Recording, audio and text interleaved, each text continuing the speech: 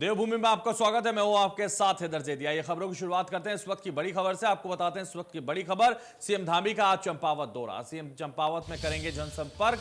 चंपावत के नारियल गांव में जनसभा को भी संबोधित करेंगे सीएम। उपचुनाव के रण में सीएम धामी और अब पूरी तरह से वो इसको साधने की तैयारी में जुट गए हैं। सीएम चंपावत में जनसंपर्क करेंगे। चंपावत के नारियल गांव में सभा को संबोधित भी करेंगे मुख्यमंत्री पुष्कर सिंह धामी। और सीएम धामी का आज चंपावत दौरा काफी महत्वपूर्ण दौरा, क्योंकि उपचुनाव को लेकर लगातार अब वो लग चुके हैं। सीएम धामी चंपावत में जनसंपर्क करेंगे।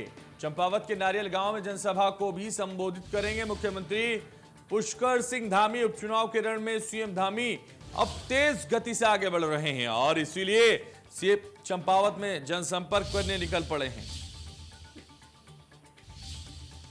तो इस वक्त की बड़ी खबर, सीएम धामी का आज चंपावत दौरा है और चंपावत दौरे के दौरान सीएम चंपावत में जनसंपर्क अभियान को आगे बढ़ाएंगे और जनसंपर्क करेंगे, क्योंकि उपचुनाव अब सीएम धामी को जीतना है तो उसके लिए लगातार वो लग चुके हैं। और ऐसे में अब सीएम धामी चंपावत का दौरा करने आज पहुंचेंगे। चंपावत के नारियल गांव में जनसभा को भी संबोधित करेंगे।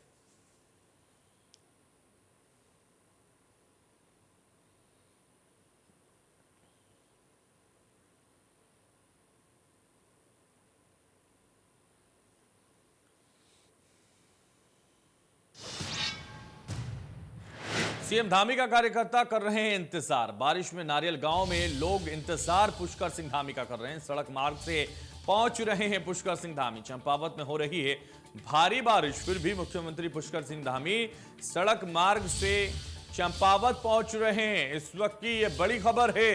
सीएम धामी का इंतजार कार्यकर्ता कर रहे हैं। देखिए तस्वीरें, बारिश हो रही है फिर भी कार्यकर्ता जमे हुए हैं। बारिश में नारियल गांव के लोग इंतजार पुष्कर सिंह धामी का कर रहे हैं, उनको सुनना चाहते हैं, इसलिए सड़क मार्ग से पुष्कर सिंह धामी भी इसी बारिश में वहां पहुंच रहे हैं। चंपावत में भारी बारिश हो रही है लेकिन पुष्कर सिंह धामी सड़क मार्ग से निकल पड़े हैं। बारिश में नारियल गांव के लोग उनका इंतजार कर रहे हैं। मुख्यमंत्री का इंतजार हो रहा है, उनको सुनने का इंतजार हो रहा है। सीएम धामी कार्यकर्ता सीएम धामी का इंतजार कर रहे हैं और बारिश में नारियल गांव के लोग किस तरह से इंतजार कर रहे हैं, पलके बिछाकर इंतजार कर रहे हैं। देखिए तस्वीरें, तमाम बारिश के बीच भी लोग फिर भी इंतजार कर रहे हैं। पुष्कर सिंह धामी आएंगे और वो उनको सुनेंगे। बारिश में नारियल गांव के लोग इंतजार कर रहे हैं।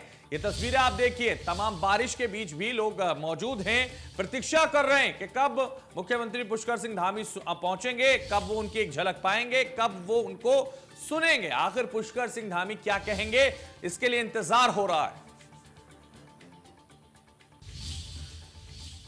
और यूनिफॉर्म सिविल कोड पर सरकार ले सकती है बड़ा फैसला। सीएम ने दिल्ली दौरे पर दिया था बड़ा बयान। यूनिफॉर्म सिविल कोड को जल्द करेंगे लागू। सीएम का आज है चंपावत दौरा। देहरादून जाने के बाद ले सकते हैं बड़ा फैसला। यूनिफॉर्म सिविल कोड को जल्द लागू करने की बात दिल्ली में मुख्यमंत्री पुष्कर सिंह धामी ने कही और इस पर फैसला किया जा सकता है। देहरादून पहुंचते ही मुख्यमंत्री पुष्कर सिंह धामी इस पर फैसला ले सकते हैं, यूनिफॉर्म सिविल कोड को लागू करवा सकते हैं। सीएम ने दिल्ली में मीडिया कॉन्क्लेव के दौरान यह बात कही थी कि यूनिफॉर्म सिविल कोड को सरकार जल्द लागू करेगी और पहुंचते ही ये खबरें अखबारों में भी पढ़ेंगे आप। तो कहीं ना कहीं जैसे ही वो देहरादून पहुंचेंगे, सीएम धामी इसको अमली जामा पहनाएंगे और लागू कर सकते हैं। तो यूनिफॉर्म सिविल कोड को जल्द लागू करेंगे मुख्यमंत्री पुष्कर सिंह धामी। सरकार ले सकती है बड़ा फैसला।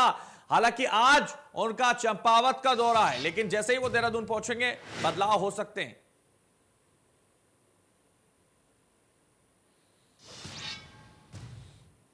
और इस वक्त की बड़ी खबर का रुख करते हैं, आपको बताते हैं इस वक्त की एक और बड़ी खबर सूत्रों के हवाले से। इस वक्त की बड़ी खबर, उपचुनाव से पहले कर्नल अजय कोटियाल बीजेपी में शामिल हो सकते हैं। आम आदमी पार्टी छोड़ने के बाद सैकड़ों समर्थक दे चुके हैं पार्टी से इस्तीफा। 24 मई को बीजेपी में शामिल हो सकते हैं कर्नल अजय कोटियाल। इस वक्त की यह बड़ी खबर है, समर्थकों के साथ बीजेपी में शामिल हो सकते हैं कर्नल अजय कोटियाल। समर्थकों के साथ बीजेपी में शामिल होने की खबर सूत्रों के हवाले से आ रही है। इस वक्त की यह बड़ी खबर है। आम आदमी पार्टी के चेहरे पर चुनाव लड़ने वाले कर्नल अजय कोटियाल मुख्यमंत्री का चेहरा उत्तराखंड में माने गए थे, उनको बनाया गया था, लेकिन चूंकि आम आदमी पार्टी का कोई खास प्रदर्शन उत्तराखंड में नहीं रहा, इसलिए अब यह बड़ी खबर इस वक्त आ रही है। सूत्रों के हवाले से 24 मई को भारतीय जनता पार्टी में चुनाव से पहले शामिल हो सकते हैं कर्नल अजय कोठियाल। तो सूत्रों के हवाले से बड़ी खबर, आम आदमी पार्टी छोड़ने के बाद सैकड़ों समर्थक दे चुके हैं पार्टी से इस्तीफा। समर्थकों के साथ बीजेपी में शामिल हो सकते हैं कर्नल अजय कोठियाल। ज्यादा जानकारी के लिए हमारे संवाददाता रोहित सोनी हमारे साथ लाइव जुड़ गए। रोहित, कर्नल अजय कोठियाल जो कल तक आम आदमी पार्टी में थे और अपने तमाम कार्यकर्ताओं के साथ, सूत्रों के हवाले से खबर यह आ रही है कि भारतीय जनता पार्टी में शामिल होने जा रहे हैं, इस्तीफा उन्होंने आम आदमी पार्टी से दे दिया। क्या जानकारी उसको लेकर आपके पास?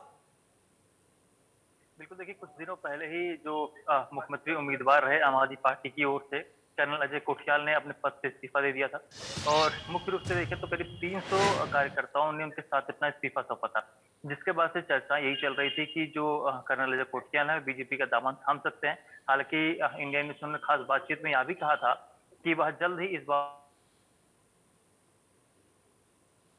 कि आखिर क्या वजह है जो उन्होंने आम आदमी पार्टी छोड़ी। जबकि अगर हम देखें तो कर्नल अजय कोठियाल ने अपने राजनीतिक सफर की शुरुआत आम आदमी पार्टी से ही की। हालांकि इससे पहले सामाजिक रूप से कार्य करते रहे हैं, लेकिन राजनीति पर कदम रखने के बाद से उन्होंने एक बड़ा ऐलान करते हुए जो है खासकर अरविंद केजरीवाल ने एक बड़ा ऐलान किया था और उनको जो है मुख्यमंत्री का उम्मीदवार बनाया था।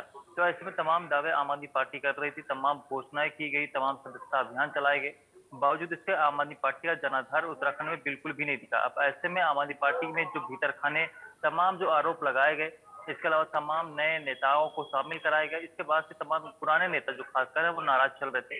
इसी क्रम में कर्नल अजय कोठियाल ने भी आम आदमी पार्टी का दामन छोड़ दिया है। उसके बाद से चर्चा काफी अधिक सुर्खियां पकड़ ली है, क्योंकि जब आम आदमी पार्टी के जो मुख्यमंत्री उम्मीदवार रहे कर्नल अजय कोठियाल से बहुत बातचीत भी की गई, तो उन्होंने स्पष्ट कर दिया था कि वह राजनीति में बरकरार रहेंगे, राजनीति में वह सक्रिय रहेंगे। ऐसे में अब उनके पास कोई और विकल्प नजर नहीं आ रहा है, लिहाजा उम्मीद यही की जा रही है कि वह जल्द ही भाजपा में शामिल हो जाएंगे। इसके अलावा उनका सॉफ्ट कॉर्नर भी बीजेपी की ओर देखा गया, क्योंकि अमूमन तौर पर तमाम नेताओं लगातार चाल बदल कर रहे हैं। इसी क्रम में कुछ नेता तमाम जो बीजेपी में भी शामिल हुए, तमाम नेता कांग्रेस में शामिल हुए, लेकिन अब उनका जो सॉफ्ट कॉर्नर बीजेपी को देखने को मिल रहा है। तो ऐसे में यही अटकलें लगाई जा रही है कि अगले कुछ दिनों में ही वो बीजेपी का दामन थाम सकते हैं। हालांकि बिल्कुल, कुछ दिनों में बीजेपी का दामन थाम सकते हैं और सबसे महत्वपूर्ण यह है क्योंकि तमाम कार्यकर्ता, तमाम उनके साथ जो शामिल हुए थे आम आदमी पार्टी में, उन सब ने भी इस्तीफा दे दिया। तो उन सबके साथ एक बड़ा कुनबा लेकर वो भारतीय जनता पार्टी में शामिल हो सकते हैं। लेकिन खबर यह भी है क्योंकि जिस तरह से उपचुनाव होने जा रहा है चंपावत का, तो उससे पहले अगर वो शामिल हो जाते हैं तो सोने पर सुहागा होगा, और ये खबर आ रही है कि वो उससे पहले ही शामिल हो रहे हैं। बिल्कुल, देखिए जो भी चर्चाएं चल रही है अगले 1 से 2 दिन में ही वह बीजेपी का दामन थाम सकते हैं। हालांकि कर्नल कोठियाल की अगर हम बात करें तो फिलहाल उनका जो फेस वैल्यू का से जुड़े हुए हैं, यही वजह है कि बीजेपी भी उन्हें लेने में कुतराएगी नहीं। तो यही ऐसे में चर्चाएं चल रही है कि अगले कुछ दिनों में ही वह बीजेपी का दामन थाम लेंगे। हालांकि अभी चुनाव में करीब 8 से 10 दिन का 8 दिन के करीब वक्त है, क्योंकि 31 मई को जो है उपचुनाव होने हैं और उससे पहले ही अगले 2 दिन बिल्कुल, तो उससे पहले ही वो दामन थाम सकते हैं। ये खबरें लगातार आ रही हैं। अब भारतीय जनता पार्टी क्या फूल लेकर वो घूमते हुए नजर आएंगे, हालांकि पहले झाड़ू लेकर घूम रहे थे। चलिए, बहुत शुक्रिया हमारे साथ जुड़ने के लिए रोहित। तो खबरों में आगे बढ़ते हैं, आपको बताते हैं उत्तराखंड को बने 22 साल हो गए, पर विकास कितना हुआ इसका जीता जागता उदाहरण जिलाधिकारी कार्यालय से महज 200 मीटर दूर वाल्मीकि बस्ती में बना ये भवन है, जिस पर वाल्मीकि समाज के लोगों के सामाजिक कार्यक्रम एवं आंगनवाड़ी केंद्र संचालित हो रहा है। भवन की हालत बहुत खराब है, जहां कभी भी बड़ा हादसा हो सकता है। भाजपा महिला मोर्चा के अध्यक्ष रेणु अरोड़ा ने इस क्षेत्र का जायजा लिया और यहां रह रहे लोगों की समस्याओं को सुना। यहां के लोगों का कहना है कि उन्हें आज तक किसी भी सरकारी योजना का लाभ नहीं मिला है और वो हमेशा उपेक्षा के शिकार रहे हैं।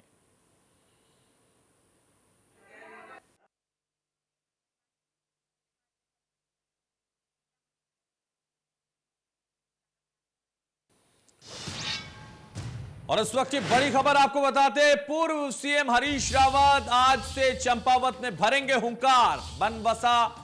बनबसा से हरीश रावत का जनसंपर्क अभियान शुरू हो चुका है। बनबसा में कांग्रेस प्रत्याशी के समर्थन में करेंगे जनसंपर्क। कांग्रेस प्रत्याशी निर्मला गहतोड़ी के समर्थन में जनसंपर्क करेंगे हरीश रावत। 28 मई तक जनसंपर्क अभियान करेंगे हरीश रावत। तो यह इस वक्त की बड़ी खबर, निर्मला गहतोड़ी के समर्थन में हरीश रावत जनसंपर्क करेंगे। पूर्व सीएम हरीश रावत, बनबसा से हरीश रावत का जनसंपर्क अभियान शुरू हो चुका है। बनबसा में कांग्रेस प्रत्याशी के समर्थन में जनसंपर्क करेंगे हरीश रावत।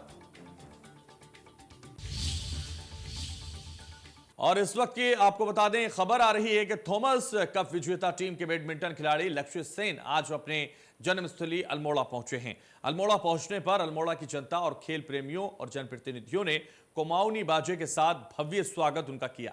लोगों द्वारा लक्ष्य सेन और उनके परिवार का फूल मालाओं को पहनाकर स्वागत किया गया। विश्व विख्यात बैडमिंटन खिलाड़ी लक्ष्य सेन के साथ उनके पिता डी सेन जो एक बैडमिंटन कोच हैं और उनके साथ उनकी मां मंजू सेन, छोटा भाई चिराग सेन साथ में मौजूद है।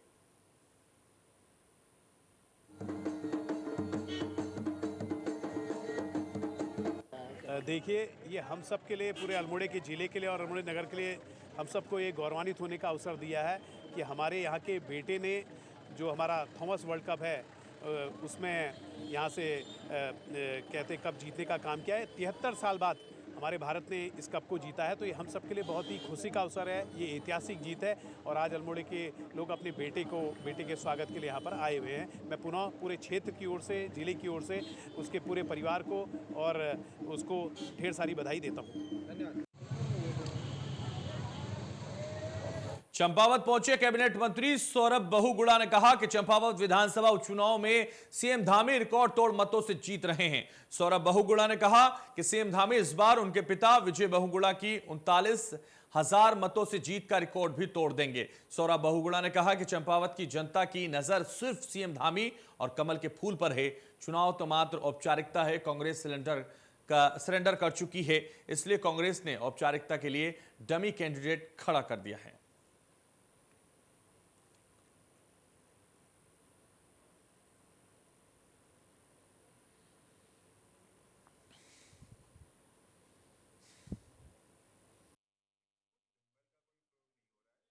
चुनाव चंपावत की जनता से यही निवेदन कर रहे हैं कि 31 तारीख को भारी मतों से माननीय मुख्यमंत्री जिताएं, बाहर निकले, वोट करें, चंपावत के विकास के लिए वोट करें और भारतीय जनता पार्टी और माननीय मुख्यमंत्री जी का सपोर्ट करें। देखिए, मेरा तो चंपावत की जनता से वही निवेदन है। मैं हर मंच पे कह रहा हूँ कि जो पिताजी का रिकॉर्ड था वो टूटना चाहिए और मुझे पूरी उम्मीद है कि चंपावत में एक तरफा माहौल है। मैं बहुत जगहों पे हम गए हैं, हर वर्ग से मिले हैं, हर समाज के व्यक्ति से मिले हैं।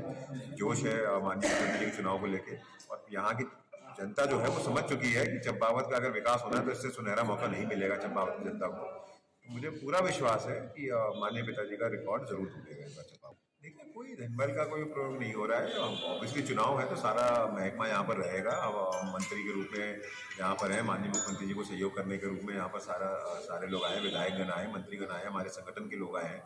तो वो तो कांग्रेस भी अपने कार्यकर्ता और अपने नेताओं को यहाँ पर भेज रही है। देखिए, कांग्रेस तो पहले ही हार मान चुकी है इस चुनाव में, क्योंकि उन्होंने अपने मेन। और खबर हरिद्वार से है, जहां सुबह आई तूफान में एक युवक की मौत हो गई। बाइक से किसी काम से जा रहा था युवक। लक्सर गांव में पेट्रोल पंप के पास यह हादसा हुआ और जायजा हमारे संवाददाता ने लिया है। मौसम का दिखाते हैं आपको। हरिद्वार में मौसम का मिजाज पूरी तरह से बदल गया है। रात यहाँ पर आंधी तूफान के साथ तेज बारिश हुई है। आप देख सकते हैं कि हरिद्वार की जो सड़कें हैं आसपास वहाँ पर भी पानी जमा हो गया है। और चूँकि हालांकि इस समय तो बारिश नहीं पड़ रही है, बारिश रुकी हुई है, लेकिन बारिश होने के साथ ही यहाँ पर जो भीषण गर्मी हरिद्वार में पड़ रही थी उसमें कहीं ना कहीं लोगों ने राहत महसूस की है। तापमान में काफ़ी गिरावट आ गई है और उसके बाद जो मौसम है पूरी तरह से खुशनुमा हो गया है। अभी मौसम विभाग का अनुमान है कि अभी करीब 2 दिन बारिश की संभावना मौसम विभाग ने जताई है। आप यहाँ पर देख सकते हैं कि जो सड़कें हैं वहाँ पर काफ़ी पानी जमा हो गया है। चूँकि नगर निगम ने काफ़ी दावे किए थे कि नाले साफ़ कर दिए गए हैं, लेकिन रात में अभी ज़्यादा बारिश नहीं हुई है। रात में बारिश हुई है, लेकिन उसके बावजूद ही जो नालों की सफाई है उसकी पोल इस बारिश ने खोल के रख दी है। हालांकि बरसात का मौसम है, मौसम खुशनुमा हो गया है। अभी बारिश की मौसम विभाग ने भी चेतावनी दी है। अब देखते हैं कि आने वाले समय में जो ये नाले हैं किस तरह से मुसीबतों का सामना करना पड़ेगा। मौसम देखिए, मौसम पूरी तरह से खुशनुमा है। आसमान में काले बादल छाए हुए हैं और लोगों ने काफ़ी जो गर्मी हरिद्वार में भीषण गर्मी पड़ रही थी उससे काफ़ी यहाँ पर लोगों को राहत मिली है। Dharmendra Chaudhary, India News, Haridwar. तो फिलहाल देवभूमि में बस इतना ही। दीजिए मुझे इजाजत और आप देखते रहिए इंडिया न्यूज।